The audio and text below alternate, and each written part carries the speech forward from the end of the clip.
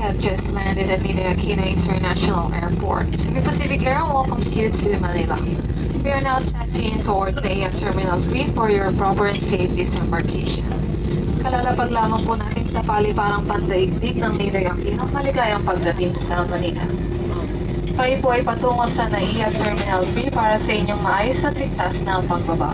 On behalf of your flight, the crew headed by Captain Mayuga and First Officer Rosales, together with your in-flight cabin crew, Kai, Jel, and Yan, this is Kay thanking you for choosing Cebu Pacific Air. It was indeed a pleasure having you all on board, and we do hope to see you again in one of your future flights with us.